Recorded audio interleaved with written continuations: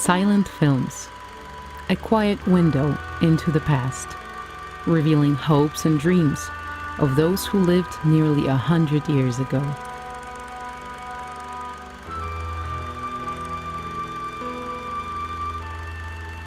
Frame by frame, faithfully building the foundation of what we call the movies.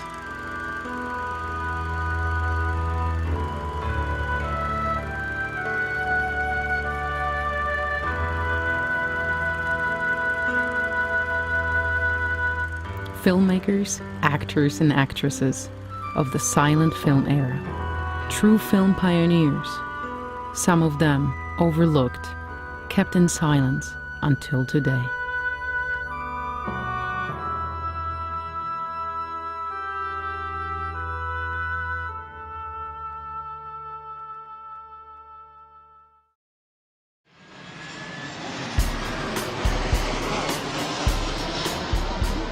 Join me, a European filmmaker coming to Los Angeles on a quest for America's forgotten silent film pioneers.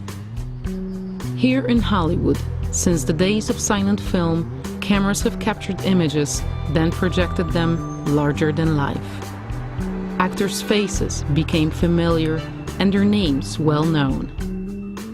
Through the generations, many fine actors are still remembered and their images preserved. Many are, but not all. Some of the best actors are still missing from our pantheon. Some silent film stars who had brilliant careers and who deserve to be commemorated aren't. Here in Los Angeles, there are a few people who are trying to change that, and we're going to meet them. I begin my journey here at the heart of Hollywood Boulevard, where 2,500 names are embedded in the Walk of Fame, honoring actors who thrilled their fans and influenced the art of film. Among them, luminaries of silent film like Mary Pickford, Charlie Chaplin, Buster Keaton, Douglas Fairbanks. But some others from the silent era did not get their due. Nestled along the Walk of Fame is the TCL Chinese Theater, home to many prestigious premieres and even some Oscar ceremonies. Within its spectacular interior, we meet with Alex Stikov, founder and the president of Silent Hall of Fame, a non-profit organization which has been an ambassador of those overlooked silent film stars. What inspired Mr. Stikov to create Silent Hall of Fame, and what is its primary focus? I discovered one particular silent star. Her name is Marceline Day. She supported Buster Keaton in the great romantic comedy, The Cameraman. I took a very keen interest in researching her other silent films and her legacy. I discovered that she had a very illustrious career in the 1920s, and after that I was shocked to find out that she does not have a star on the Hollywood Walk of Fame. Further on, I found out that there are other silent movie personalities which have made a very big contribution to the industry and the country, and which have not been properly rewarded for their contributions. So the primary mission of Silent Hall of Fame is to bring into the public discourse the names and the legacy of these overlooked silent pioneers, including in the future placing their stars on the Hollywood Walk of Fame.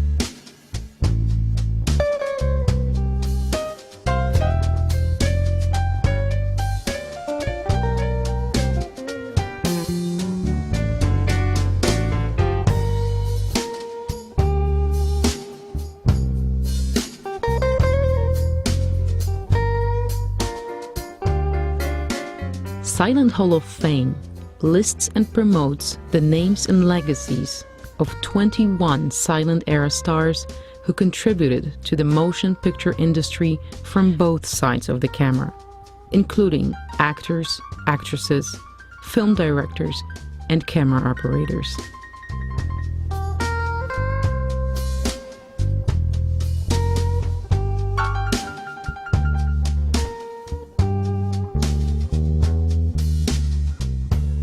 All the stars of Silent Hall of Fame are overlooked nowadays, even though they have had illustrious careers in the 1920s. And the reason for this is that they were not awarded with a star on the Hollywood Walk of Fame for one reason or another. It doesn't mean at all that they are worse than the stars that are already on the Walk of Fame. Out of all silent feature films, 70% are forever lost, only 30% survive. But out of those 30%, only a small part are available. And this became our second mission, to bring these films out of archives. It is very important to make an effort with the support of the public to bring these films out into the open and to show them to everybody who wants to see these films. The star-worthy artists, identified by Silent Hall of Fame, all had passion for their work. But the commitment of the stuntmen is especially striking. They truly risked their lives to get the shot. Award-winning stunt specialist Gary Kent evaluates their work. They were the start of making magic happen on the big screen. Helen Holmes is getting ready to drop onto a speeding train. No airbags here, she's just doing a transfer to the top of a speeding train. And again, she landed perfectly. If she rolled off that train, you can see it was moving. If she rolled off that train, it would have been a bad scene. But she didn't. And she went on to become a famous movie stuntwoman. This is Helen Gibson, one of the first silent film stars, one of the first movie stuntwomen. Here she's doing what we call a ride and rescue, or transfer from one moving object to another at speed. The audience clamored for action, just like they do today. And so they provided the action, and they got the skills they needed to do that by what they did off camera, the rehearsing and all the work that goes into making the stunt work. Nell Shipman was from Canada, and she was an expert with animals. She sort of set the standard for working with animals. We didn't have any real animal wranglers. The stunt woman had to know what she was doing, and she did. This is Jack Hoxsey we're seeing now, and he was sort of discovered by Hoot Gibson and the boys. He worked as an extra on a film, and he was so handy and so agile, they talked him into becoming a stuntman. You can see now he's going to do this high wire walk, and if he fell, there's nothing down here to catch him. That's just pure guts and agility.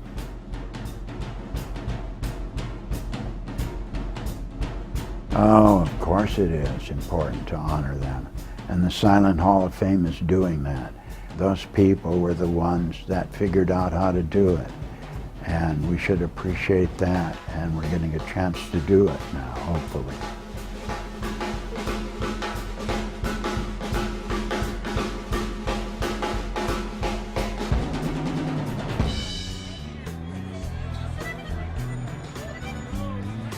Perhaps the Hollywood Walk of Fame will someday add more names of the earliest achievers in the industry.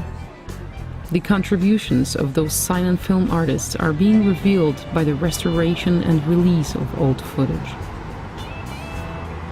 More information about the silent film era can be found at the Hollywood Heritage Museum, which is located just off Hollywood Boulevard.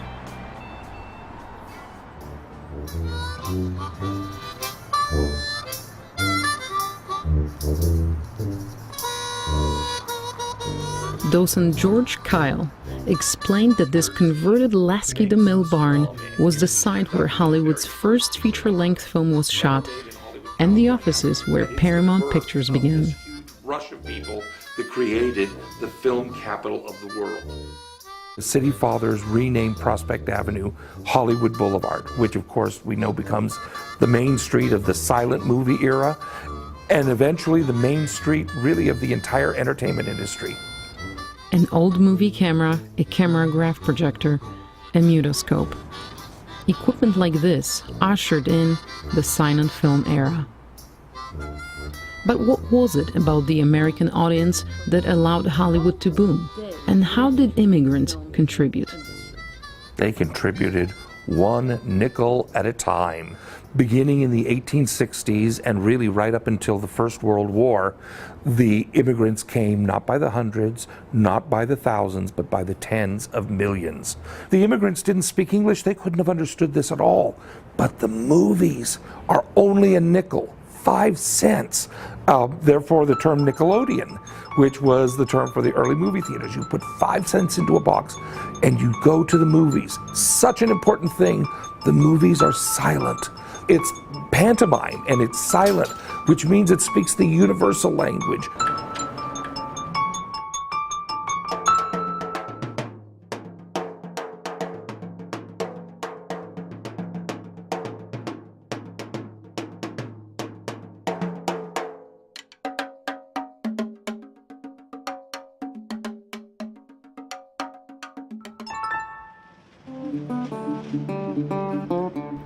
What began with nickels has become a billion-dollar industry. Further down the boulevard, there's Hollywood's oldest restaurant, built in 1919. It's the Musso and Frank Grill, a favorite of actors and directors since the start. What a great place to meet documentary filmmaker Hugh Monroe Neely.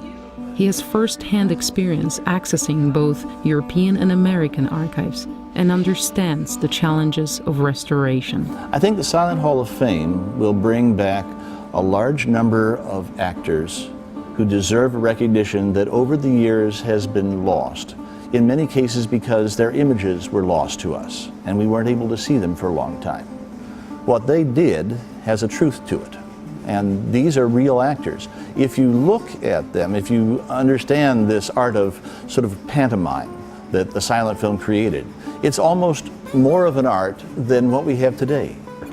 So screenings are an important part of that. Getting the word out is an important part of that. Putting things out on the internet is an important part of that. It all serves to let people know what we have available. The important thing is that they be presented, and they be presented well.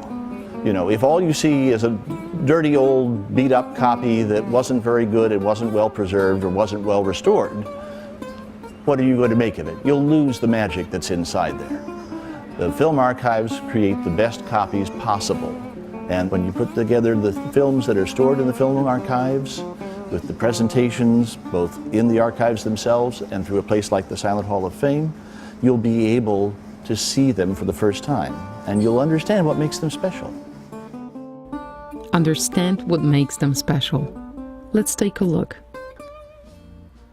Through its website, Silent Hall of Fame provides information about some unheralded individuals who are particularly deserving of recognition. Photos and biographies are presented, as well as contemporary reviews of their work. In many cases, their movies are also available for viewing.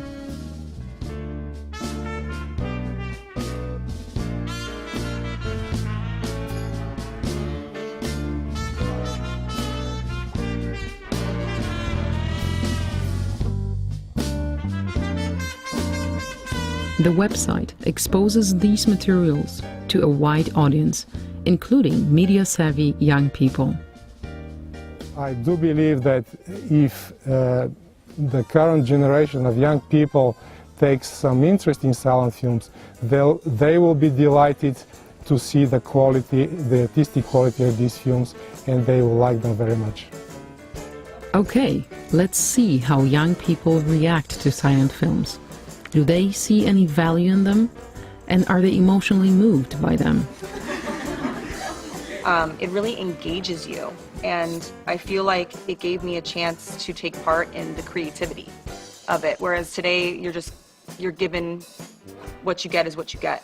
What you see is what you get. It's a very important part of history, and it's like a little time capsule, and it's not just how people actually were, but how people chose to express themselves at the time. And I think that's one reason why it's really important. And how about the silent films that are awaiting in archives and have not been exposed to the public? Then maybe if we could put more funding into pulling movies out like that, because if you look into the past, like, you learn so much. Those films also disintegrate in their cans too if they're not properly preserved. So you open up a film canister and it'll look like mush. It's hugely tragic that we lose these, because what if we did lose another Casablanca, another Star Wars, another just work of art that's been lost to time, essentially. There could be a Picasso basically in there, you know what I mean, but like of the film world, then it's just funny, like, to think that we've just let it sit there and age.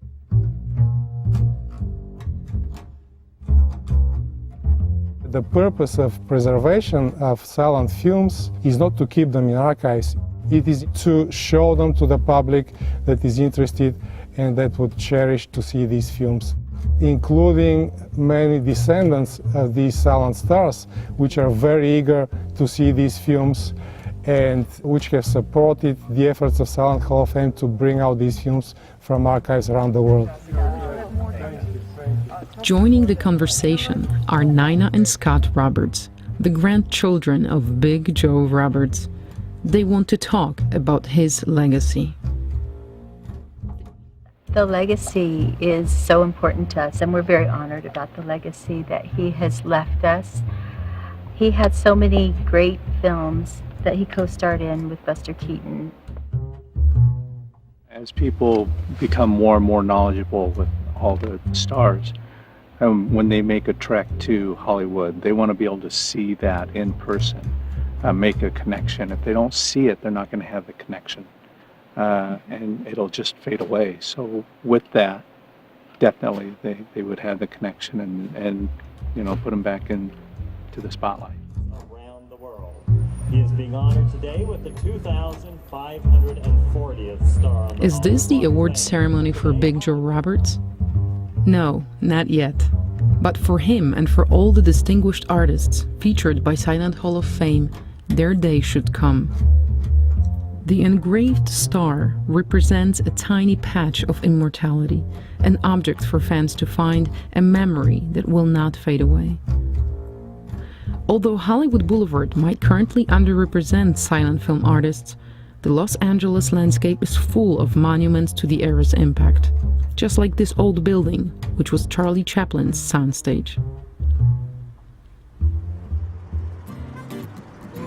Along with California State University professor Didia DeLizer in her 1924 Nash, we're off for a short tour of the silent movie era landmarks. If you look at Los Angeles, so much of the city was built in the 1920s. Acting without speaking, essentially, and conveying all the emotion without words, I think is something that we've forgotten, especially at a time when we're now embedded in our phones and stuff like that. So I think it's beautiful to see so much conveyed without speaking. It's interesting to see movies from a time when the now standard forms were not yet fully developed, right? They were changing, they were developing as you watch. It's a lot harder to build a richer history from those lesser known sources. So anytime that you can preserve the so-called lesser known sources, then you're doing a great service to the future.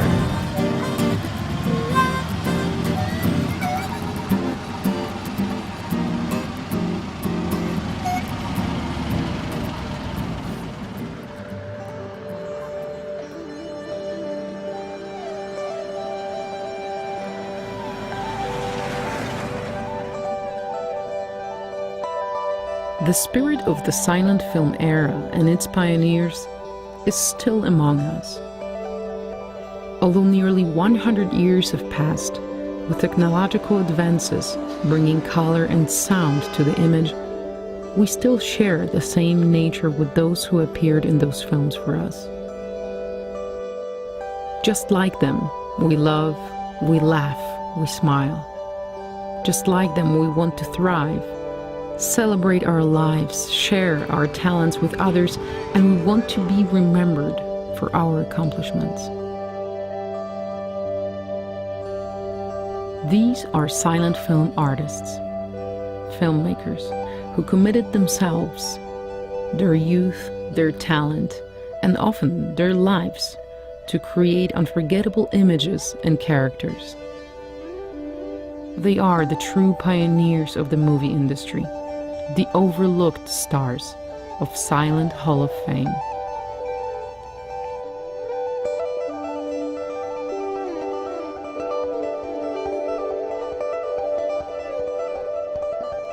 Today, these stars await our voices, here and now, so that the silence is finally broken and their legacy is brought back into light, and their names are properly honored to never be forgotten again. Here on Hollywood Walk of Fame, I'm honored to get a call from Mr. John Klein, the nephew of the overlooked silent film star Marcelin Day. I've walked that street many, many times and looked at all the great names of actors and directors and producers and technologists. I think it's a wonderful, wonderful recognition of the people who really, you know, especially with silent films, that sort of gave birth to an industry.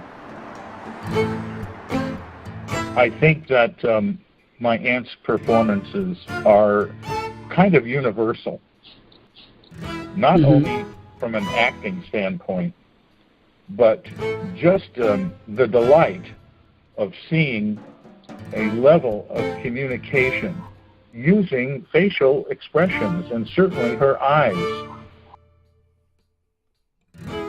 It would just be so wonderful and so fitting. And I would just love to be there for that unveiling of my aunt's star.